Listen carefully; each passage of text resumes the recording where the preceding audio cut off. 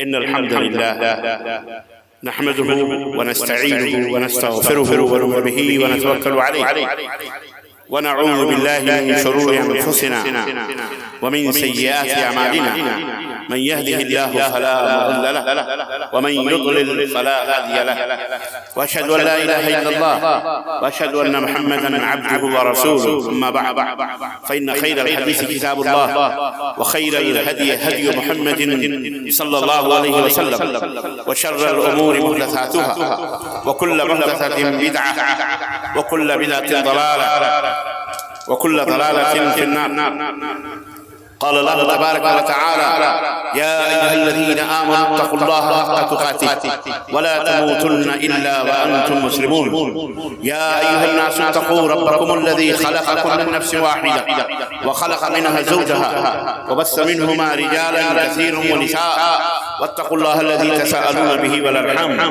إن الله كان عليكم رقيبا. يا أيها الذين آمنوا اتقوا الله وقولوا قولا سديدا يصلح لكم أعمالكم ويغفر لكم ذنوبكم ومن يطع الله ورسوله فقد فاز فوزا عظيما. اللهم صل على محمد وعلى آل محمد كما صليت على إبراهيم وعلى آل إبراهيم إنك حميد مجيد. اللهم بارك على محمد وعلى آل محمد كما باركت على إبراهيم وعلى آل إبراهيم إنك حميد مجيد.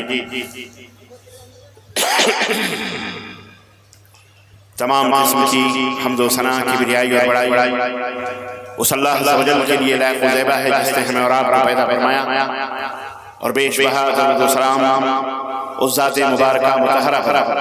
جن کا نام نامی اسم گرامی احمد مجتبی محمد مصطفیٰ صلی اللہ علیہ وسلم. معزز علماء کرام، سامعین اعظام، نوجوان دوستوں، بزرگوں اور بھائیوں اور قابل احترام اسلامی ماں اور بہنوں اور عزیز بچوں، آج بتاریخ 5 شوال 1445 ہجری مطابق 15 اپریل سن 2024 عیسوی کے اس عظیم الشان اجتماع میں جو جامعہ دارالہدیٰ جامعہ عثمان بن عفان اور کلیہ حفصہ للبنات کے زیر اہتمام اس جامعہ کے ہی اس خوبصورت اور ہرے بھرے گراؤنڈ میں جو اجتماع جو اجلاس منعقد ہوا ہے، اس میں جس موضوع پر گفتگو کرنے کی سعادت حاصل کر رہا ہوں یا جس موضوع پر گفتگو کرنے کا حکم دیا گیا ہے، ابھی آپ نے فضیلت الشیخ عبد الرحمن فیضی حفظہ اللہ کے زبان سے سماعت فرمایا. اصلاح معاشرے کی اصلاح انشاءاللہ تبارک و تعالی اس موضوع پر گفتگو ہوگی. اللہ عز و جل سے دعا ہے کہ اللہ تعالیٰ کہنے اور سننے سے زیادہ عمل کرنے کی توفیق عطا فرمائے. آمین یا رب العالمین. اس سے پہلے کہ میں اپنے موضوع کی وضاحت کروں، ابھی عید کی مبارک گھڑیاں اور ان کے لمحات ہم سے بالکل جدا تو نہیں ہوئے، لیکن دھیرے دھیرے جدا ہوتے جا رہے ہیں. آج 5واں دن ہے. میں اپنے موضوع کی وضاحت کرنے سے پہلے آپ سب حضرات کو، اپنے دوستوں کو، بھائیوں کو، علماء کو، اپنی بہنوں کو، ماؤں کو، بیٹیوں کو عید کی مبارکباد پیش کرتے ہوئے اللہ سے دعا کرتا ہوں کہ تقبل اللہ منا ومنکم صالح اعمالنا، اللہ ہمارے اور آپ کے نیک اعمال کو قبول فرمائے. بولو آمین. اللہ رب العزت ہم نے اس ماہ مبارک میں جو کچھ بھی ٹوٹی پھوٹی عبادتیں کی ہیں، جو کچھ بھی قیام اور صیام کیا ہے، جو کچھ بھی صدقہ اور خیرات کیے ہیں، جو کچھ بھی نیکیاں کی ہیں، بار الہ ان تمام نیکیوں کے بدلے ہماری گردنوں کو جہنم سے آزاد فرما۔ اللہ تعالی ہمارے ماں باپ کی گردنوں کو جہنم سے آزاد فرمائے۔ اللہ ہم سب کی گردنوں کو، دوست احباب اعزاء اقارب، بیوی بچے بھائی بہن، تمام مسلمان مومنات کی گردنوں کو جہنم سے آزاد فرمائے، اور اللہ عز و جل ہم سب کو جنت الفردوس میں اعلیٰ مقام عطا فرمائے۔ آمین یا رب العالمین۔ دوستو اور بھائیو، میں آپ کی خدمت میں معاشرے کی اصلاح کے تعلق سے چند اہم اور ضروری باتیں کروں گا، اور اس کے بعد موقع ملا تو سوال و جواب کا بھی سلسلہ ہوگا۔ آپ کے سوالات اپنے ذہن میں رکھیے یا پرچے پر لکھ کے رکھیے، انشاءاللہ تعالی 15-20 منٹ آدھا گھنٹہ اس کا بھی ایک موقع دیا جائے گا۔ پر اس سے پہلے کہ میں اپنے موضوع کی طرف بڑھوں، ایک گزارش آپ حضرات سے اور اسٹیج پر بیٹھے ہوئے تمام احباب سے بھی کہ میں کوئی بات اسی وقت کہہ پاتا ہوں جب مکمل طور پر مجھے خاموشی چاہیے ملے، جب سکون ملے، کسی کی میرے علاوہ کسی کی آواز نہ سنائی دے مجھے۔ اگر بچے کی بھی آواز سنائی دیتی ہے تو بہرحال تسلسل قائم نہیں رہتا اور بات کہیں کی کہیں نکل جاتی ہے۔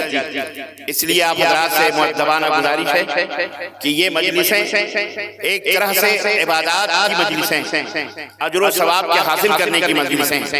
اللہ اور اس کے رسول کے کلام کو سن کر ذہن و دماغ کو روشن کرنے کی مجلسیں ہیں، اپنی اصلاح کرنے کی مجلسیں، اللہ اور اس کے رسول کی حکمت بھری باتوں کو سن کر اپنے گاؤں، اپنی بستی، اپنا گھر، اپنے بیوی، اپنے بچوں کو سدھارنے، اپنے ارد گرد قرب و جوار کو صحیح کرنے کی مجلسیں ہیں۔ اس لیے یہ مجلسیں منعقد کی جاتی ہیں، اسی لیے یہ ادارے بھی گاؤں بستی بستی قائم کیے جاتے ہیں تاکہ ننھے منھے جو آپ کے نور نظر ہیں، جگر گوشے ہیں، آپ کے دل کے ٹکڑے ہیں، انہیں سنوارا جائے، سجایا جائے، ان کی تربیت کا، تعلیم کا بہترین انتظام کیا جائے۔ اور جس طرح بچہ جب پیدا ہوتا ہے اور آپ اسے ڈاکٹر کے پاس لے کے جاتے ہیں یا ہاسپٹل میں پیدا ہوتا ہے تو اسے سب سے پہلے پولیو کا انجیکشن لگایا جاتا ہے۔ اسی طرح سے جب بچہ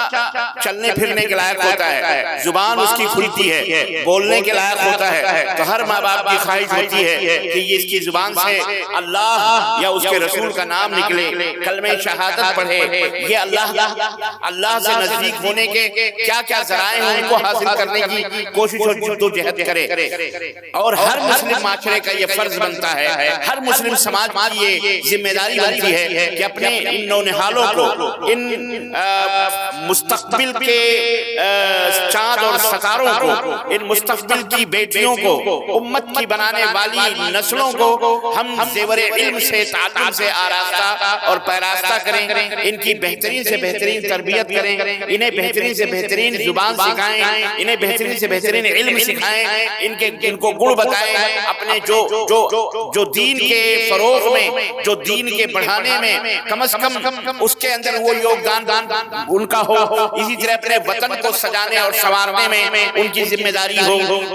یاد رکھیے یہ تمام ہم سب کی ذمہ داریاں ہیں، ہر آدمی یہ چاہتا ہے۔ تو یہ مدارس، یہ مساجد، یا یہ خطبات جمعہ، یہ دروس، یہ جلسے، یہ اجتماعات، یہ بچوں کی اقامت گاہیں، یہ بچوں کے لیے ہاسٹل اور یہ اساتذہ اور یہ مدرسین، یہ اسی لیے بنائے جاتے ہیں کہ اس میں آپ کے بچوں کی تعلیم ہو، آپ کے بچے بہترین انسان بنے، جو دین کے سپاہی بھی ہوں، وطن کے بھی سپاہی ہوں، جو دنیا سے ظلم کو مٹانے کی ذمہ داریاں اپنے کندھوں پہ رکھنے کے لائق بن جائیں، جو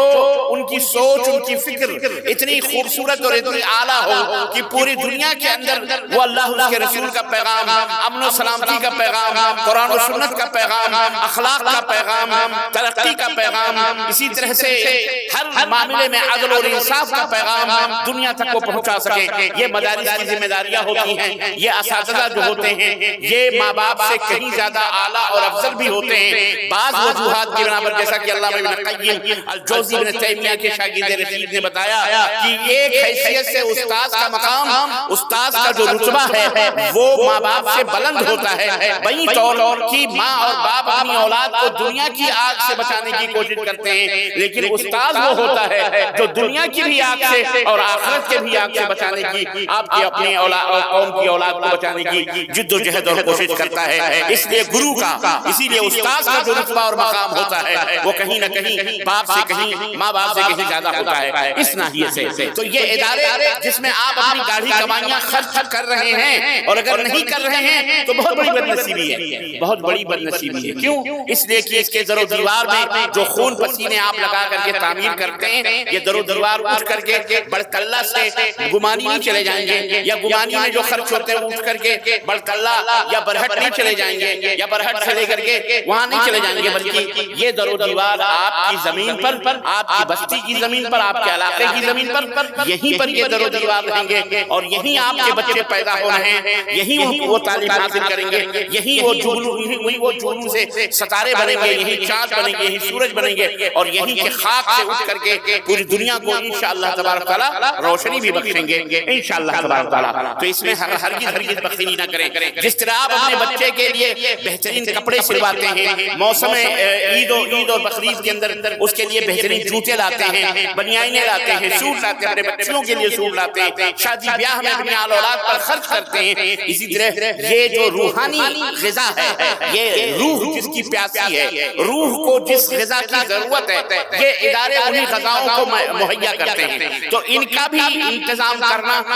صرف چند اساتذہ کی ذمہ داری نہیں ہے، ان کا بھی انتظام کرنا قریہ بستی والوں کی ذمہ داری ہے، بستی کے لوگوں کی ذمہ داری ہے کہ اگر وہ اپنے غلوں میں 3 حصہ، اگر وہ اپنی کمائیاں کماتے ہیں، کھیت سے حاصل کرتے ہیں یا کسی بھی چیز سے روزیاں پاتے ہیں، اگر وہ 3 حصہ کریں، ایک حصہ اپنے گھر کے لیے، دوسرا حصہ بھی گھر کے لیے، مستقبل کے لیے، اور ایک تیسرا حصہ اپنے آل اولاد کے لیے ان مدرسوں پر، ان اسکولوں پر خرچ کریں، ان کی تعلیم و تربیت پر، تو پھر دیکھیے کہ کس طرح سے معاشرے اور سماج کے اندر چار چاند لگ سکتے ہیں۔ ہماری بیٹیاں، کہا جاتا ہے نا یہ ام کے معنی ہوتے ہیں ماں، جو ہے الام تبنی الامہ،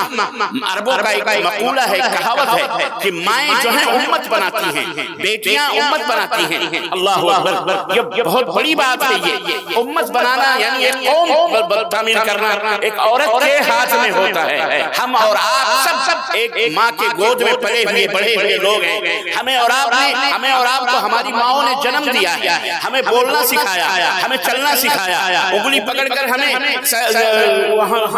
ہر مصیبت سے بچایا، کھلایا پلایا، ایک ماں ہی ہے جو ہمیں اپنی زبان سے باپ کا بھی بابا کہلواتی ہے، اللہ بھی کہلواتی ہے، نبی صلی اللہ علیہ وسلم کا نام بھی بتلاتی ہے، ایک ماں ہی ہے۔ ماں ایک امت تعمیر کرتی ہے، ماں ایک امت بناتی ہے۔ اللہ اکبر،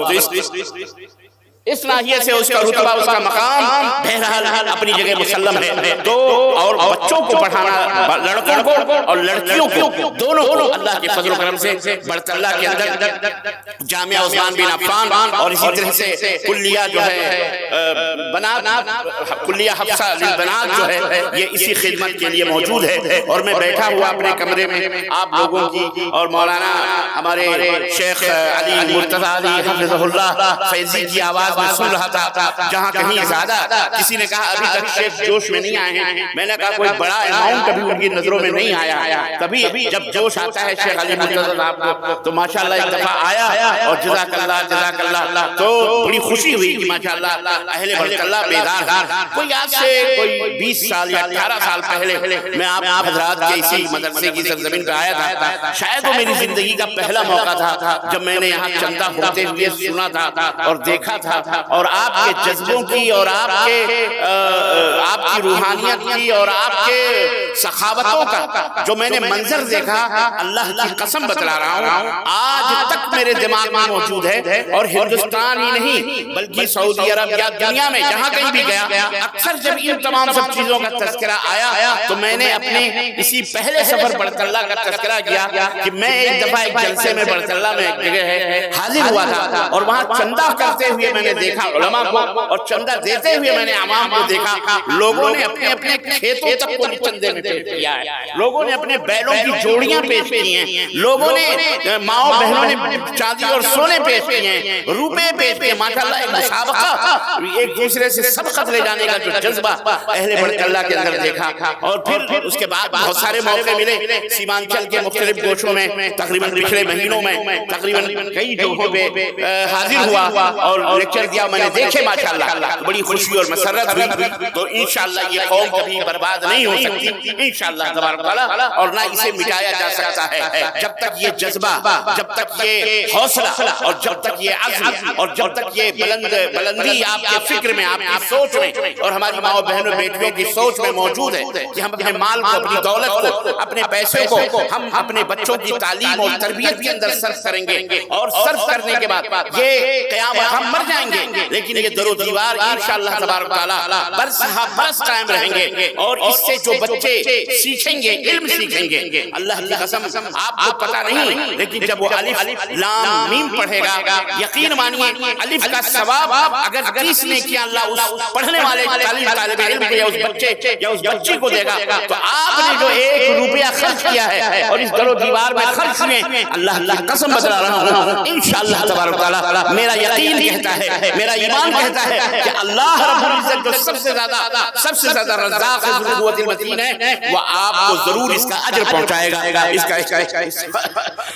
ثواب کا ضرور اللہ تعالیٰ آپ کو عطا فرمائے گا۔ تو اس وقت وہ فائدہ آپ کو نظر آئے گا قبر کے اندر، قبر کی گہرائیوں اور تاریکیوں میں جب روشنی پھوٹے گی تب آپ کو پتہ چلے گا کہ واقعی اس کا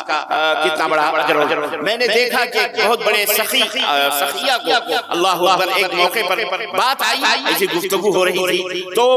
ناجائز طور پر کسی نے ان کے اوپر ڈیمانڈ کیا کہ اس اسکول کا 20 لاکھ روپیہ ہمیں آپ کو ادا کرنا ہے، تو اس میں بات آئی کہ دینا ہے کہ نہیں دینا ہے، تو اس خاتون نے جس کو اللہ کی قسم میں نے بڑے دیکھا اور بڑے قریب سے میں نے اس کی آواز سنی، کسی کہنے والے نے کہا کہ کیا ضرورت ہے آپ کو 20 لاکھ دینے کے لیے، وہ جھوٹ بھی بول سکتی ہے، لیکن اس خاتون نے کہا کہ اللہ کی قسم اگر اس نے بچوں کو الف لام میم سکھلا دیا ہے، صرف الف لام میم سکھلایا ہے، تو یہ 20 لاکھ کیا ہے، اس کے کئی گنے بھی اگر مجھے دینے پڑے تو میں دینے کے لیے تیار ہوں، مجھے کوئی تکلیف نہیں، اور واقعی دولت تھی ان کے پاس، دولت ہے تو انہوں نے یہ بات کہی۔ تو اللہ کے لیے آپ حضرات اپنے علاقے، اپنی بستی کے ان اداروں کی حفاظت کیجئے۔ گورنمنٹ آپ کو حفاظت کرنے کے لیے نہیں آئے گی، بلکہ بہت سارے صوبوں کی گورنمنٹیں تو اتنی کمزور اور اتنی تنگ نظر ہو چکی ہیں، اور اس سے ان کی آنکھیں اتنی تنگ ہو گئی ہیں، اور ظاہر ہے انہوں نے اپنے مذہب کا چشمہ لگایا ہوا ہے، اپنے بناوٹی گھروں کا چشمہ لگایا ہوا ہے، مسلمانوں کو آنکھوں میں تنکوں کی طرح نہیں شہشید کی طرح رکھتا ہے، مسلمانوں کے وجود کو وہ بیچارہ ختم کرنے میں لگا ہوا ہے، لیکن اسے یہ نہیں معلوم کہ اسلام کی فطرت میں قدرت نے لچک دی ہے، اتنا ہی یہ ابھرے گا جتنا کہ دباؤ گے، مسلمان کو جتنا دبایا جاتا ہے، مسلمان کو جتنا ستایا جاتا ہے، مسلمان کو جتنا کچلا جاتا ہے، مسلمان کو جتنا مسلا جاتا ہے، مسلمان کو جتنا آزمائشوں کی بھٹیوں میں ڈالا جاتا ہے، اتنا ہی یہ مومن کندن بن کر کے نکلتا ہے، اتنا ہی یہ اچھلتا ہے، اتنا ہی یہ بلند ہوتا ہے، اور اسلام کی آواز اتنی ہی دنیا کے اندر الحمدللہ باغ درا بن کر کے پھیلتی جاتی ہے۔ الحمدللہ یہ اللہ تبارک و تعالیٰ کا فضل اور اس کا احسان ہے۔ اس جاہل کو، اس نادان کو پتہ نہیں ہے کہ اسلام کیا دین ہے، اسلام کون سا پاور ہے، اسلام کون سی طاقت ہے، اس جاہل کو پتہ نہیں ہے۔ کیوں؟ یہ اگر یہ عقل والا ہوتا، یہ خرد والا ہوتا تو اپنے ہاتھوں کی بنائی ہوئی مٹیوں کو ہی خود ہی اس کا خدا نہ سمجھتا۔ اتنا جاہل اور غبی آدمی کہ اپنے ہاتھوں سے اپنی مٹیوں کی اپنے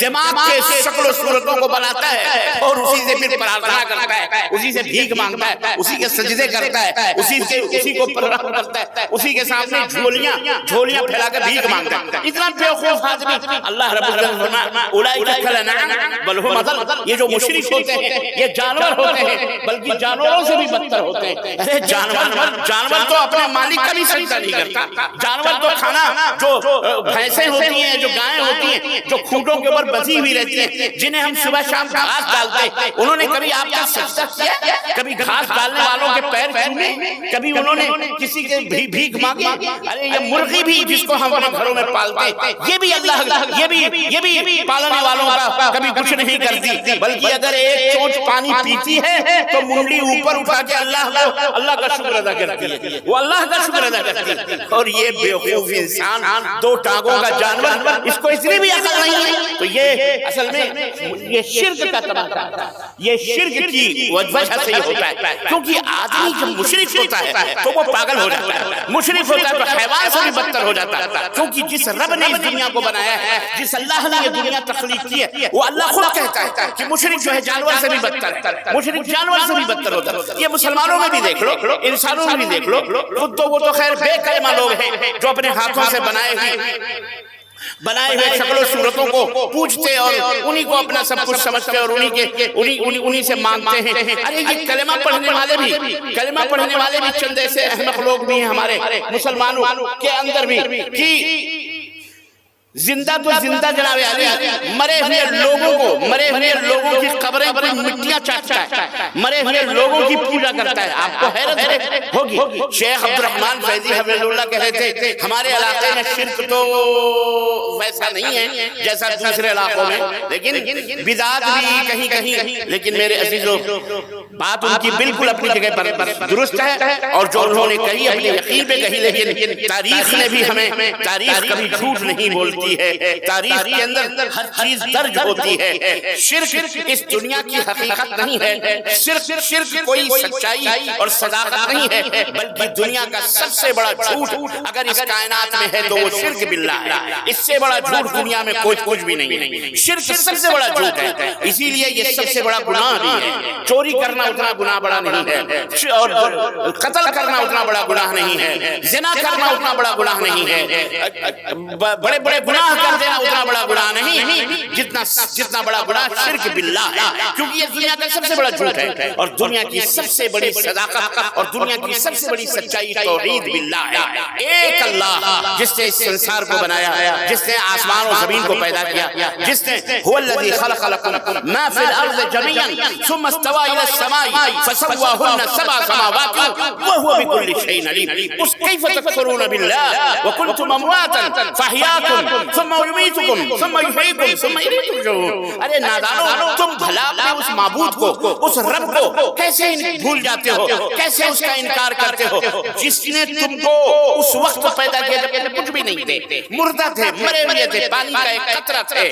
کہ ماں کے پیٹ میں وہ قطرہ گیا تو اللہ نے هو الذی یصورکم فی الارحام کیف یشاء، اس نے اس قطرے کو گوشت خون کا لوتھڑا بنایا، پھر گوشت کا لوتھڑا بنایا، پھر اس گوشت میں ہڈیاں بنائی، پھر اس میں شکل و صورتیں بنائی۔ هو الذی یصورکم، تمہاری شکل و صورتوں کو اس نے بنایا جیسے اس نے چاہا، کسی کو گورا، کسی کو کالا، کسی کو سانولا، کسی کو لولا، کسی کو لنگڑا، کسی کو سلامتی کے ساتھ، کسی کو اندھا، کسی کو کانا، کسی کو بہرا، کسی کو کچھ، کسی کو کچھ، کسی کو کچھ، کوئی زدیال پہ گیا، کوئی ننیحال پہ گیا، کوئی مامے پہ گیا، کوئی چاچے پہ گیا، کوئی نانی پہ گیا، کوئی خالے پہ گیا کہ نہیں؟ ایک ہی گھر کے اندر 10 بچے، 5 بچے مختلف شکل و صورتوں کے اور مختلف دماغوں کے پیدا ہوتے ہیں، جبکہ ماں بھی ایک ہے، باپ بھی ایک ہے، میٹریل بھی ایک ہے، ڈائی مشین بھی ایک ہے، لیکن اس کے باوجود بھی شکلیں مختلف نکلتی ہیں۔ یہ کرشمہ ہے رب جلال کا، اس نے پیدا کیا۔ تو رب نے فرمایا جب تم کچھ بھی نہیں تھے اس نے پیدا کیا، پھر تم کو وہ مارے گا، پھر تم کو زندہ کرے گا، پھر تم کو اپنے اسی کے پاس پلٹ کر کے جانا ہے اور وہ جنت اور جہنم کا فیصلہ کرے گا۔ وہ اللہ ہے جس نے تمہارے لیے زمین اور آسمان اور اس کے اندر جتنی بھی چیزیں تھیں سب کچھ بنایا، پھر عرش کے اوپر مستوی ہوا، اور اللہ ہر چیز کا جاننے والا، ہر چیز سے باخبر ہے۔ تو یہ اللہ ہے، خوش نصیبی ہے ہماری اور آپ مسلمانوں کہ اللہ نے ہمیں موحد بنایا ہے، ہمیں اللہ نے اپنا در بتایا ہے، ہم ایک اللہ کے در کے منگتا ہیں، ہم ایک اللہ کے در کے بھکاری ہیں، ہمارا ایک ہی معبود حقیقی ہے، ہم صرف ایک اللہ سے ڈرنے والے ہیں، ہم کسی اور مخلوق سے ڈرنے والے بولو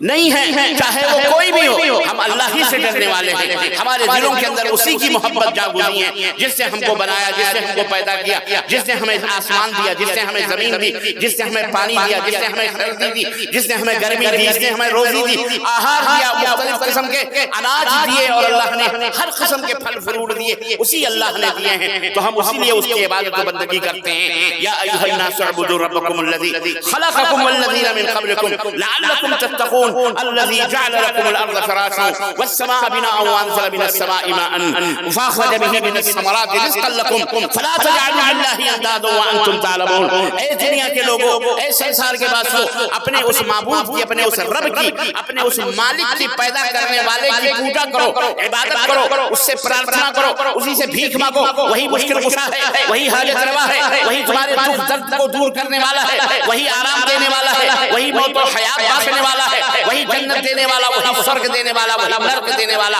وہی دوزخ دینے والا، وہی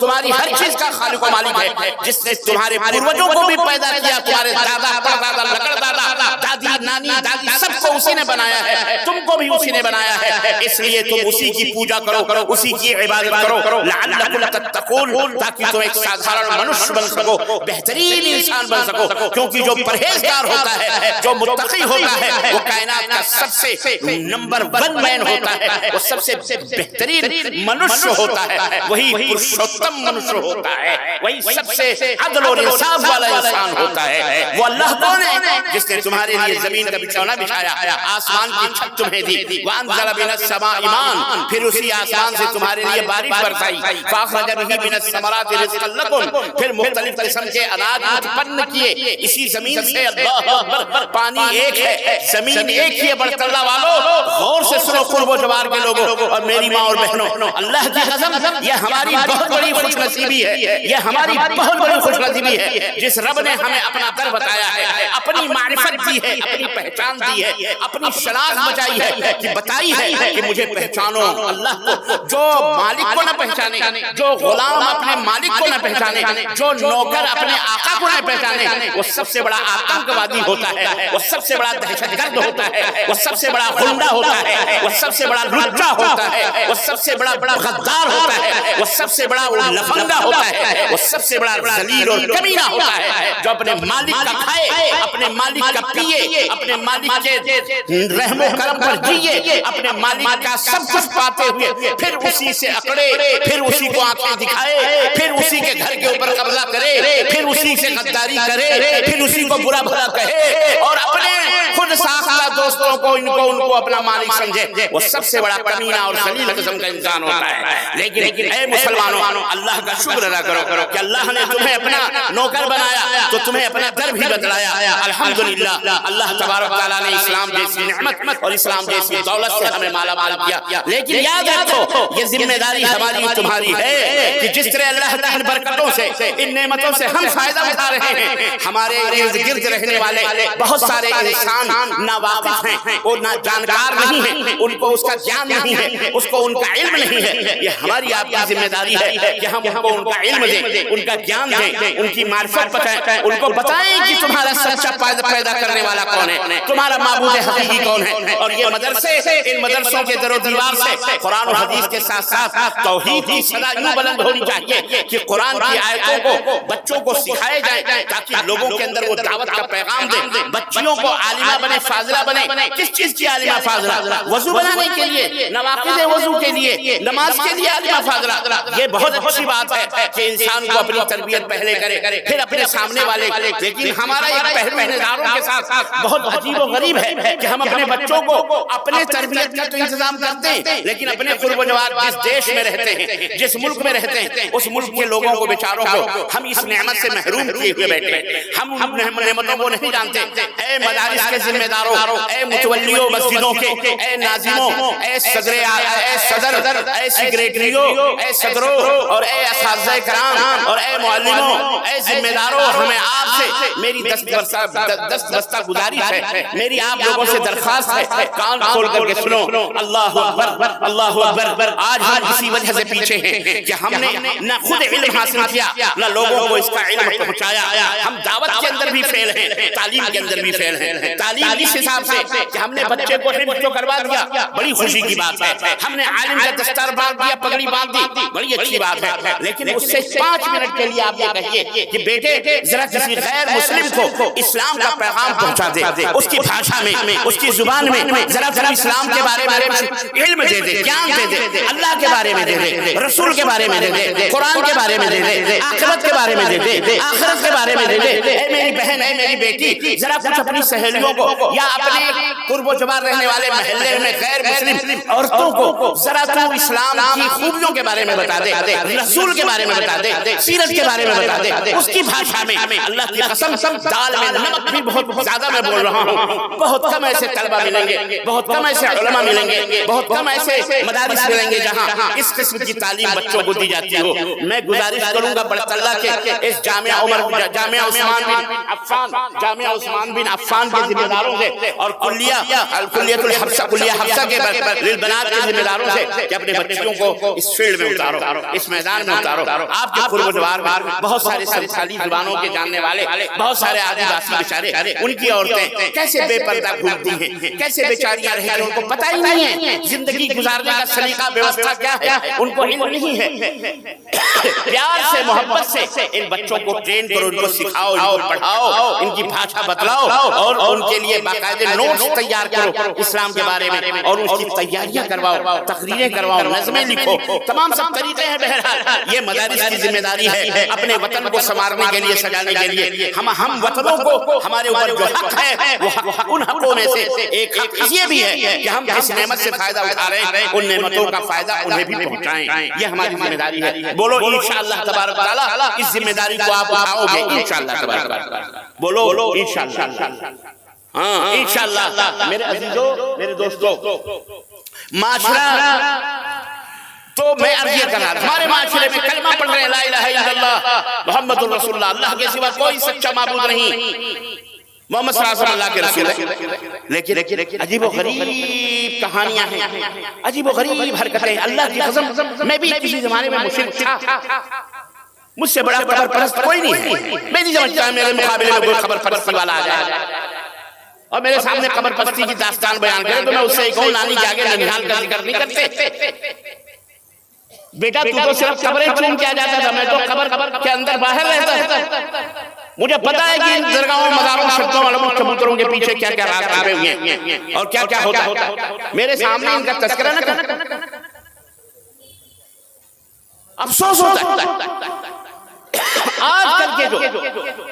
نئے چقادری مولوی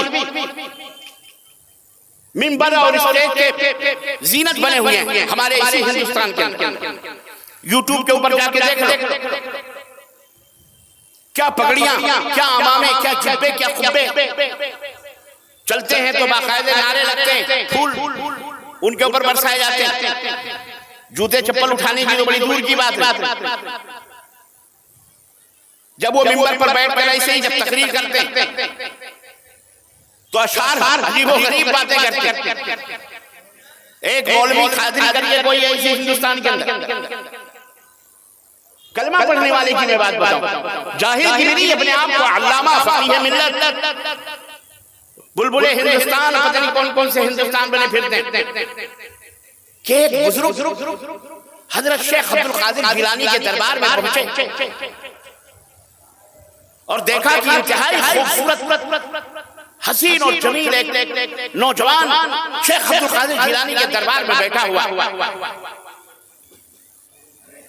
تھوڑی دیر کے بعد وہ نوجوان شیخ عبد القادر جیلانی کے دربار سے اٹھ کے چلا گیا۔ اس بزرگ نے غوث پاک سے پوچھا کہ غوث پاک یہ نوجوان اتنا خوبصورت اور حسین و جمیل کون ہے؟ تو شیخ عبد القادر جیلانی فرمایا یہ عید کا چاند تھا۔ کیا تھا یہ؟ عید کا چاند تھا جو میرے پاس آ کے بیٹھا ہوا تھا، مجھ سے اجازت مانگ رہا تھا کہ حضور 29 کو نکلوں یا 30 کو نکلوں۔ نہیں سمجھ میں بات ہے؟ برطلہ والوں سمجھ میں آئی بات نہیں آئی؟ تو آپ ہنسے کیوں نہیں؟ تھوڑا لبوں پہ مسکراہٹ لاؤ. نہیں سمجھ میں آئی؟ کہا عید کا چاند آدمی کی شکل میں آگے بیٹھا تھا. شیخ عبدالقادر سے اجازت لے رہا تھا کہ حضور 29 کو نکلوں یا 30 کو نکلوں. تو چاند بھی جب نکلتا ہے تو شیخ عبدالقادر جیلانی کی اجازت لے کر کے نکلتا ہے. اور اس کے اوپر نعرے وہ تو لگاتے ہیں، آپ کو پتہ ہی، بڑوا گیری وہاں شروع ہو جائے. اس بدعقل مشرک جو ہوتا ہے اس کو عقل نہیں ہوتی. آپ ایک ننھے منھے بچے سے بھی پوچھ سکتے ہیں کہ شیخ عبدالقادر جیلانی کب پیدا ہوئے، کب مرے؟ 5ویں صدی میں پیدا ہوئے، 6 صدی میں مرے. یعنی 600 برس اسلام کے 600 برس کے بعد 600 برس 6 صدی میں. اب سوال یہ پیدا ہوتا ہے کہ اسلام کے 600 برس پہلے کیا چاند نہیں نکلتا یا چاند نہیں ڈوبتا؟ سورج نہیں نکلتا تھا، سورج نہیں ڈوبتا تھا. تب یہ چاند کس سے اجازت دیتا؟ نہیں سمجھ میں بات؟ اس طرح سے امت کو گمراہ کیا جاتا ہے. امت کو، اور یہ جو معاشرے کے اندر برائیاں پھیلتی ہیں، آپ کیا سمجھتے ہیں اچانک پھیلتی؟ نہیں، دھیرے دھیرے دھیرے دھیرے دھیرے پروان چڑھتی ہیں. دھیرے دھیرے چل کر کے پھر سماج کے اندر کینسر بن کر کے حملہ کرتا ہے. شرک یوں داخل ہوتا ہے. حضرت نوح علیہ السلام کے زمانے میں شرک پیدا ہوا. اس سے پہلے دنیا میں شرک کا کہیں وجود ہی نہیں تھا. اسلام ہی تھا، ٹوٹل اسلام. اس کے اندر اسلام کے مقابلے میں نہ کفر تھا اور نہ ہی شرک، صرف اسلام تھا. یہ سب سے پرانا دین ہے اسلام. حضرت آدم علیہ السلام کون تھے؟ بولو. اللہ کا اقرار کرنے والے، اللہ کو ماننے والے، اللہ کو سجدہ کرنے والے تھے کہ نہیں؟ حضرت حوا ہماری ماں سب سے پہلی ماں مسلمان تھی. حضرت آدم مسلمان تھے، ان کی آل اولاد مسلمان تھی. جتنے بھی آل اولاد تھے سب مسلمان تھے. اس دھرتی کے اوپر جتنے بھی دنیا کے اندر آئے سب مسلمان. سب سے پہلے حضرت آدم آئے وہ مسلمان تھے. آج کچھ چپنڈے یہ کہتے ہیں، نیوز ریڈر، یہ جوتا خور لوگ چلاتے ہیں یہ مسلمان اسلام 1400 سال پہلے کا محمد لے کر کے آئے صلی اللہ، زور سے کہو صلی اللہ. کہتے ہیں یہ محمد صلی اللہ علیہ وسلم لے کے آئے، محمد نے ان کو اسلام کو بنایا. آپ حضرات کے اوپر ضروری ہے کہ آپ اس کا گیان لیں، اس کا علم لیں، اپنے دین کے بارے میں فل جانکاری لیں، تبھی آپ اس دنیا کے اندر جی سکتے ہیں. ورنہ آپ کو تو ایسا چوٹیوں کی طرح مسئلہ دیا جائے گا، اور جیسا بہت سارے لوگوں کو مسئلہ جا رہا ہے. اس لیے اپنے آنے والی نسلوں کے لیے بچے ننھے منھے بچیاں، ان کو ابھی سے باقاعدہ PhD بناؤ، باقاعدہ اسلام کے اندر بالکل ننگی تلوار کی طرح رہیں، اسلام کے اندر پرفیکٹ مضبوط رہیں. یہ جواب دے سکیں مشکلات کا، لوگوں کے شکوک و شبہات کا، کہ اسلام 1400 برس پہلے یا محمد صلی اللہ علیہ وسلم نے نہیں بنایا. اسلام اسی وقت سے ہے جب سے یہ دنیا ہے. اسلام اسی وقت سے ہے جب سے چاند اور ستارے. اور اسلام کا ارتھ اور معنی یہ ہے کہ فرما برداری کرنا، جس نے بنایا ہے، پیدا کیا ہے، اس کے فرما بردار بننا، اس کے غلام بننا، اس کا عدیل بننا، اس کے آجزا کا پالن کرنے والے کو مسلمان کہا جاتا ہے. سورج مسلمان ہے کیونکہ جب سے اس کے بنانے والے پرماتما نے اسے آجزا دیا ہے کہ تجھے پورب سے نکلنا ہے، تب سے لے کر آج تک سورج پورب ہی سے نکل رہا ہے اور پچھم ہی کے اندر ڈوب رہا ہے. رات بھی مسلمان ہے، دن بھی مسلمان ہے، زمین بھی مسلمان ہے، آسمان بھی مسلمان ہے، یہ ہوا بھی مسلمان ہے، یہ آگ بھی مسلمان ہے، یہ پانی بھی مسلمان ہے، یہ دریا بھی، یہ سمندر بھی، سب اللہ رب العزت کے ادھین ہیں، سب اللہ تبارک تعالیٰ کے غلام ہیں، سب اللہ تعالیٰ کے حکم کے پابند ہیں. اور قرآن کے اندر ان کی دلیلیں موجود ہیں. آپ کہہ سکتے ہیں کہ کیسے آگ اللہ کے حکم کی فرما برداری کرتی ہے، تو آپ اسے جواب دے سکتے ہیں اپنے قرآن سے. اور میں آپ کو وہ جواب بتا کے جا رہا ہوں کہ یہ کہ آگ کا کام کیا ہے؟ جلانا. آگ کا کام کیا ہے؟ جلانا. آگ کسی چیز چیز کو پکڑتی ہے تو جلاتی ہے، اسے جلا کر کے راکھ کر دیتی ہے۔ یہ آگ کا کام ہے، آگ کی تاثیر ہے، اور یہ تاثیر یہ اللہ کے حکم کی وجہ سے ہے، کیونکہ اللہ نے آگ کو یہ حکم دیا ہے کہ تجھے جلانا ہے۔ لیکن ہم نے قرآن میں دیکھا کہ ایک وقت ایسا بھی آیا کہ اللہ نے اسی آگ کو جسے جلانے کا حکم دیا تھا، اسی آگ کو اللہ نے حکم دیا کہ اے آگ، میرا بندہ تیرے اندر آ رہا ہے، دشمنوں کی طرف سے آ رہا ہے، میرے دشمن ہیں، میرے ساتھ شرک کرنے والے، میرے نبی کے دشمن، میرے محبوب کے دشمن ہیں، تیرے پاس وہ آ رہا ہے، تجھے تیرے گود میں اسے پھینک رہے ہیں میرے دشمن، لیکن جب وہ آ جائے تیری گود میں تو اس کے جسم تو کیا، اس کے کپڑوں پر بھی ذرا بھی آنچ نہیں آنی چاہیے، تجھے گلے گلزار بن جانا ہے۔ قلنا یا نار کونی بردا وسلاما علی ابراہیم، تاریخ نے بتایا، قرآن نے بتایا، جو کہ ایک ہسٹوریکل کتاب ہے، ایک اتہاسک بک بھی ہے، اس نے بتایا کہ ایک زمانہ تھا جب ابراہیم علیہ السلام کو دشمنوں نے، اللہ کے دشمنوں نے، مشرکوں نے، آگ کے پجاریوں نے، بتوں کے پجاریوں نے، اپنے ہاتھوں کے بنائے ہوئے معبودوں کے پجاریوں نے انہیں آگ میں ڈالا، اس جرم کی پاداش میں کہ انہوں نے کہا یہ خدا نہیں ہو سکتے، یہ بھگوان نہیں ہو سکتے، یہ کچھ مار جلا نہیں سکتے، یہ ہمارا بال بھی بیگا نہیں کر سکتے۔ اس دشمنی میں ابراہیم کو آگ کے اندر ڈالا گیا تھا، پتہ نہیں آپ کو، آگ کے اندر ڈالا گیا تھا، اور آگ نے پھر انہیں استقبال کیا گلے گلزار بن کر۔ اللہ نے فرمایا ٹھنڈی ہو جا، تو آگ نے ابراہیم کو ہرگز ان کے کپڑے تک کے اوپر دھبے نہ آئے، آگ ان کے لیے ٹھنڈی ہو گئی، پھول بن گئی۔ تو آگ بھی مسلمان ہے، آگ بھی، بولو آگ بھی، اور لوگ آگ کی بھی پوجا کرتے ہیں کہ نہیں کرتے؟ بولو آگ کی بھی پوجا کرتے ہیں۔ تو یہ آگ کی پوجا نہیں، ایک مسلم آگ کی پوجا کرتے ہیں، مسلمان آگ کی پوجا کرتے ہیں، لیکن ہمیں اس سے خوشی نہیں ہے، ہم اپنی پوجا کی طرف کسی کو نہیں بلاتے کہ ہم مسلمان ہیں تو ہماری پوجا کرو، نہ نہ نہ نہ، ہم کہتے ہیں یہ حرام ہے، یہ شرک باللہ ہے، یہ غداری ہے۔ کوئی منشیہ کسی منشیہ کی، کسی مخلوق کی پوجا نہ کرے، پوجا کرنی ہے تو اس کی پوجا کرو جس نے اس کو پیدا کیا ہے، اس کے بنانے والے کی، اس کے پیدا کرنے والے کی پوجا اور عبادت کرو، جسے ہم اللہ کہتے ہیں۔